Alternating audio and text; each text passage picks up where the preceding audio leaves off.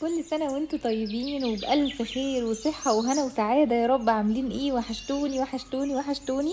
عيد سعيد عليكم وعلى كل حبايبكم، ودايما كده مبسوطين وفرحانين مع كل حبايبكم. جيت لكم بقى في فيديو جديد، وفيديو النهارده انا صممت ان هو ينزل متأخر عشان كلكم تكونوا فاضيين لي بقى، يعني تكونوا خلصتوا بقى وظبطتوا الشقة وفرشنا وعملنا كل حاجة، خدنا الشاور بتاعنا. نبتدي بقى ان احنا نهتم بنفسنا شوية. قلت بقى اجي اعمل معاكم حاجه حلوه كده تلحقوا تعملوها للولاد، يعني قبل ما العيد يجي بكره.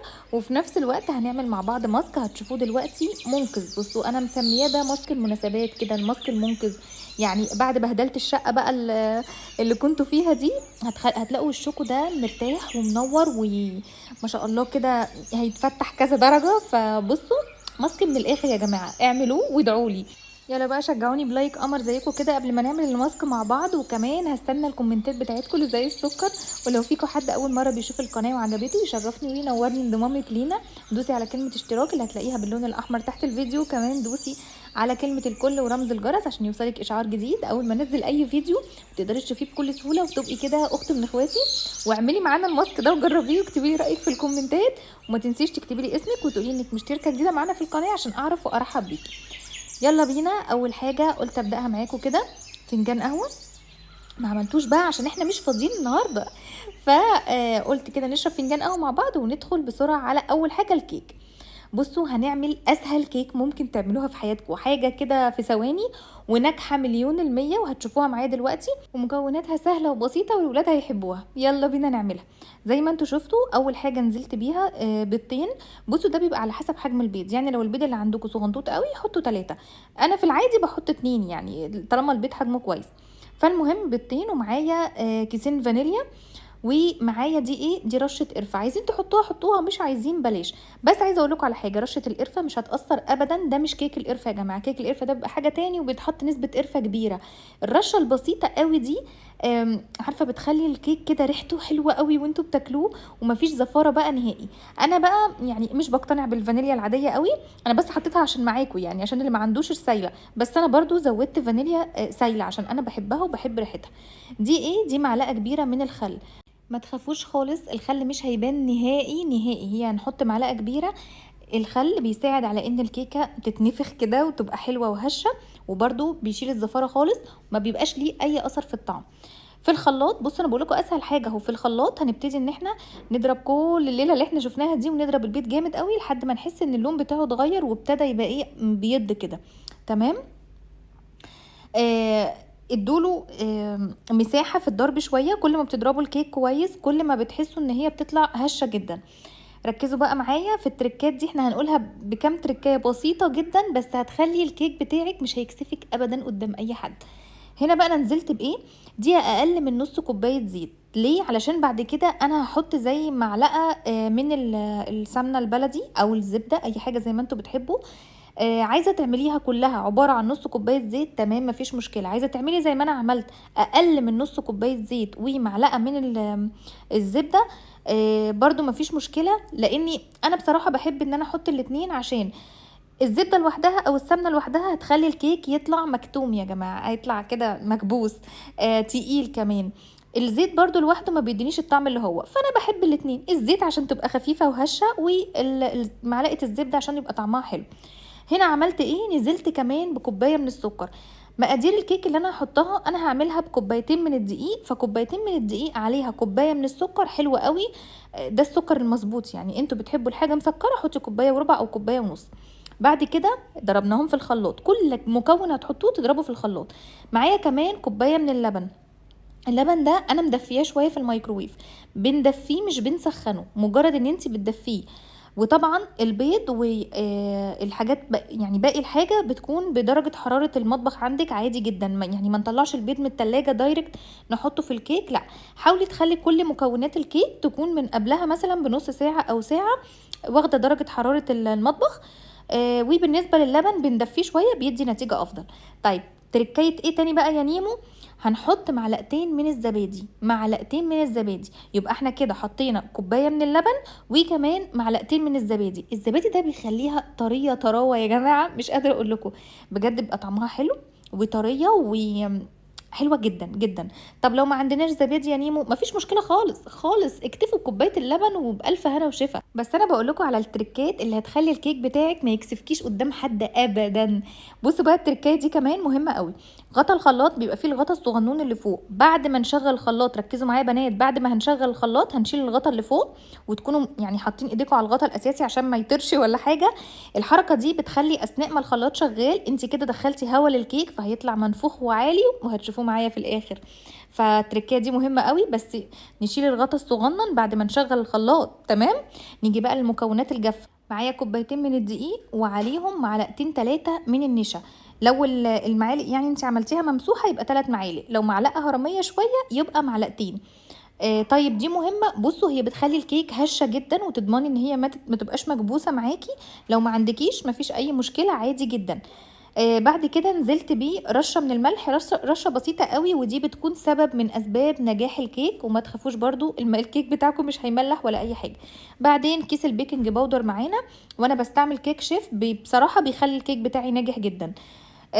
يبقى تاني المكونات الجافة كوبايتين دقيق، معلقتين من النشا، ورشة من الملح، وعليهم كيس الكيك شيف أو كيس البيكنج باودر أي نوع بقى أنتِ بتفضّليه أو تبقي ضامنة إن هو يكون بيخلّي الكيك ناجح، لإن في بصراحة أنواع معيّنة من البيكنج باودر بيبقى الكيك فيها مش ناجح خالص. نزلنا عليها بقى بكل المكونات السايلة. وطبعًا مهم جدًا الدقيق وإحنا بنحطه نكون ناخلينه ننخله عشان الكيك ما يبقاش مكبوس، يعني ممكن يكون الدقيق فيه شوية كلاكيع مش عارفة إيه، دي برضه من الحاجات اللي بتخلّي الكيك بتاعنا يطلع مش ناجح وبيكون مكبوس كده في نَفْسه. فعايزة تضمني إن يكون كيك هش كده ومنفوخ وناجح، يعني معلش تعالي على نَفْسِك كده واعملي خطوة إن إحنا ننخل الدقيق. أنا حتى ما كنتش لاقية اللي هي المصفى اللي بانخل بيها الدقيق، فرُحت عملتها كده بالصفاية بتاعة Tupperware دي وخلاص، أي حاجة تقضّي الغرض. بعد كده بقى ابتديت إن أنا أجيب المضرب اليدوي وأعمله أخلط كل المكونات السايلة مع الجافة والكلام ده مع بعض كويس أوي. خدي وقتِك جدًا، مش عايزين أي كلاكيع، عايزينها كده بالقوام اللي إحنا شايفينه ده. عندِك مضرب كهربا تمام أوي، ما فيش مشكلة خالص. بس أنا حاولت إن أنا يعني أنا عندي المضرب الكهربا، بس أنا قُلت برضه أعملها معاكم بالطريقة العادية بالمضرب العادي، علشان لو حد ما عندوش مضرب كهربا ما توقّفيش نفسِك، كلّه عادي وكلّه هيمشي بالمضرب اليدوي ما فيش أي مشكلة. جِبت بقى القالب ده قالب الEnglish cake. ابتديت إن أنا أدهنه شوية من الزيت، وبالفرشة كده باوزّعهم، كمان بنوزّع في الجناب كويس أوي عشان الكيك لو لزق في أي جنب خلصت، خلصت يا جماعة. بنحطه كده ونوزّعه كويس، وبابتدي إن أنا أنزل برشة من الدقيق باعفّره زي ما بيقولوا، مش عارفة أنتم بتقولوها كده والّا لأ. هُم بيقولوا كده بنعفّر الصينية. وابتدي يعني إحنا بنرش رشة دقيق وابتدي إن أنا أخبّط كده على الصينية، والزيادة دي خلاص بارميها علشان ما يبقاش يعني في كمية كبيرة من الدقيق. يعني بتبقى كده، هي الصينية زي ما أنتم شايفينها كده. طيب الكيك بتاعنا إحنا مش هاقول tiger cake ولا zebra cake ولا الكلام ده كلّه، لأ هو عادي أنا هاعمله كيك فانيليا وشوكولات كده. آمم ولادي بيحبوا الشكل اللي هو بس الإطار بتاع خرطة الكيكة هو اللي أبيض ومن جوه كلها شوكليت، لأن هم أصلا بيحبوا الحاجات اللي فيها طعم الشوكليت اكتر، يعني فاهميني. ابتديت بقى ان انا نزلت كده بنص الخليط معايا، والنص التاني حطيت فيه معلقتين كبار او 3 من الكاكاو الخام. بلاش الكاكاو المحلى لانه هيزود سكر وفي نفس الوقت مش بيدي اللون والطعم اللي هو الكاكاو الخام بيدينا طعم الشوكليت اللي حلو. هنا بقى زي ما انتم شايفين انا نزلت كده بقيمة معلقة او 2 بس من اللبن، عشان القوام طبعا بتاعي تقل اكتر لما حطيت الكاكاو الخام. فانا مش عايزة القوام تقيل، انا عايزة الاتنين قوامهم زي بعض. عشان كده رحت نزلت كده بمعلقة من اللبن تخففهولي سيكا، ورحت نازله بالاتنين على بعض وخلاص. بس كده في الوقت ده بقى انا كنت ولعت الفرن. في الوقت ده الناس اللي واخده فكره ان هي تولع الفرن من بدري عشان يسخن، لا يا جماعه، كده الفرن بتحمى قوي. بنيجي ندخل فيها الكيك يبتدي ان هو ياخد صدمه، تلاقوا الكيك من بره خدت اللون وبتاع، نفضل كل شويه نغرز الخله فيها نلاقيها عجينه، وده سبب فشل الكيك مش نجاحه. يعني احنا بنعمل خطوه ان احنا نسخن الفرن من بدري قوي قبل الكيك على اساس ان دي خطوه نجاح الكيك، لا، هي قبل ما ندخل الصينيه ب5 دقايق بالكتير قوي 7 دقايق بس كده. على درجة حرارة 180، درجة حرارة 180، وقبل ما ندخل صينية الكيك ب5 دقايق أو 7 دقايق بالكتير، مش قبلها بكتير قوي، لأن الكيك بتاعنا هياخد صدمة وهيفشل أصلا وهيبقى من جوه مش مستوي. بصوا بقى، هي بتقعد تقريبا من 40 ل 50 دقيقه. بصوا بقى يا جماعه، شايفين المنظر ولا مش شايفينه؟ احنا طبعا هنقلبها وهنشوف شكلها لما تتقطع. هي كانت سخنه وانا قلبتها اهي معاكم. بصوا الارتفاع طبعا. هنا انا بوريكم الصينيه مش لازق فيها الكيك ولا اي حاجه، والارتفاع ما شاء الله ما شاء الله. وطبعا النفخه وبتبقى الكيك بيقولوا يعني لما يبقى مشقوق من فوق كده ومنفوخ قوي كده، ده دليل على نجاح الكيك. يعني يقولوا الكيك اللي يبقى مشقوق كده من فوق ده دليل على نجاحه. هبتدي بقى اقطعها. في بقى حاجه عايزه اقولها لكم، انا هنا قصدت ان اقطع معاكم الكيك وهو سخن، انا حتى يعلم الله ما كنت قادره استحمله على ايدي، عشان بوريكم هي قد ايه ناجحه، قد ايه هشه بالرغم ان هي سخنه. لكن في الطبيعي المفروض ان احنا بنسيبها تبرد خالص. شايفين البخار اصلا؟ شايفين البخار طالع منها ازاي؟ اما في الطبيعي سيبوا قالب الكيك يبرد خالص خالص يا جماعه، ساعه بقى ساعتين مفيش اي مشكله، وبعدين بتبتدوا تقلبوه ويتقطع وهو بارد. بس انا هنا كنت حابه اوريكم قد ايه الكيك مكوناته ناجحه جدا، قد ايه هيطلع معانا بجد ناجح. واكبر دليل انه اتقطع وهو سخن، مجرالوش اي حاجه، مش لاقيينه مكبوس، لاقيين فيه الفراغات والمسامات دي، ولاقيين فيه النفخه دي. فبصوا الكيك ناجح ازاي ما شاء الله بجد بجد. انا هنا بقى قطعت معاكم قطعتين وسبته بقى يبرد شويه، لان انا بصراحه ايدي ما كانتش مستحمله. وبوريكم بقى ان ده الشكل اللي ولادي بيحبوه، الاطار بيبقى ابيض ومن جوه كده بيبقى شوكليت، وبيبقى طعمه حلو جدا. وبصوا بصوا الحلاوه، بصوا الكيك ما شاء الله عالي ازاي اصلا. القالب اللي انا عملت فيه ده مقاس 30 على فكره، يعني المكونات دي بالنسبه له حلوه جدا. هنا بقى جبت علبه الحلويات بتاعه تبر وير اللي انتوا عارفينها، وقطعت الكيك كله وحطيته، وما شاء الله كان حلو قوي قوي. ولادي بيحبوه الخرطه الفنوع كده شويه، عشان بيقولوا لي يا ماما بنحسها ان هي خفيفه كده وبتخلص معانا بسرعه. ما بيحبوش الكيك في الصينيه العاديه المدوره، ولا بيحبوا الخرطه تخينه. عايزه اقول لكم كمان من تريكات نجاح الكيك، شوفوا، سيبكم بقى من الصواني الجرانيت والصواني الستانلس والصواني السيراميك. كيك يعني صواني الومنيوم، معلش يعني مع احترامي لاي صواني، لا هو الكيك نجاحه في الصينيه اللي يتعمل في صينيه الومنيوم. وده يعني كلام من اكبر الشيفات على فكره. انا جربته في صواني كتير ما نجحش معايا غير الالومنيوم. بصوا بقى بصراحه كان الكيك مغري جدا وطعمه حلو وريحته تحفه برشه القرفه والفانيليا والحاجات القمر اللي احنا حاطينها. فحطيت كده كام خرطه، وقلت اعمل كام كوبايه شاي بلبن ونقعد بقى ناكل الكيك العظيم ده. بالف هنا وشفا يا رب على قلوبكم. عايزاكم تجربوا الطريقه وتكتبوا لي ريحته ايه، طعمه ايه، ناجح ازاي معانا كده في الكومنتات. وطبعا الحقوا بقى اعملوها، مش هتاخد معاكم وقت خالص، انتوا كده كده هتسهروا للصبح بقى عشان صلاه العيد وكده. دي اقل حاجه طبعا، واسرع حاجه وابسط حاجه ممكن نعملها تكون حلوه كده للولاد، نفرحهم بيها جنب البونبوني بقى، وينفخوا شويه بلالين كده يا جماعه، واقعدوا فرحوا كده. لازم يعني تفرحوا وتفرحوا نفسكم، يعني حتى لو بابسط الامور. فدي كيك، يعني انا ما قلناش حلويات معقده بقى وحاجات عظيمه، لا هي كيك بسيطه بس طعمها حلو قوي قوي مع شاي بلبن. خرافه خرافه. جربوه واكتبوا لي رايكم في الكومنتات. تعالوا بقى نهتم بنفسنا شويه، يلا يا جماعه كده اجمعوا خلاص، يلا انسوا بقى التوضيبات والكلام ده، احنا خلصنا كل حاجه. تعالوا بقى نعمل ماسك بقى حلو جدا.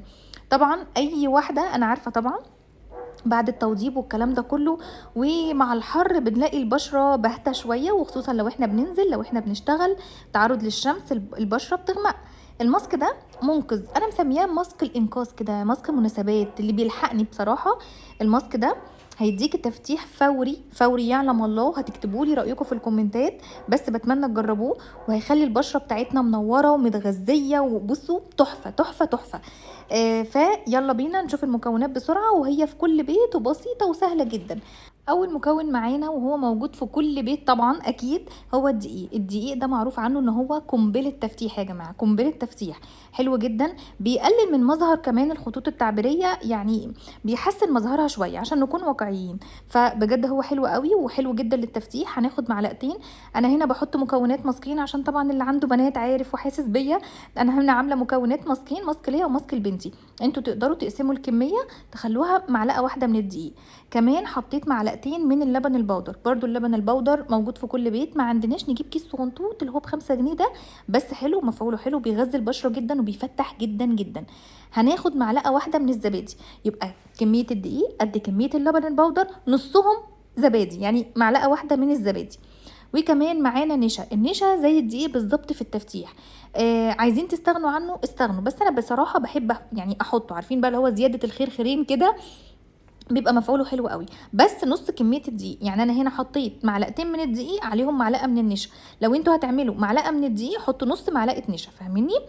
بعدين نزلت بايه؟ نزلت بليمونه، برضو ليمونه، لان هي اللي الكميه اللي ماسكين. انتوا يعني هتنزلوا بنص ليمونه. انا هنا كنت بقول لكم لو انتوا هتحطوا معلقه من الدقيق هتحطوا نص ليمونه بس.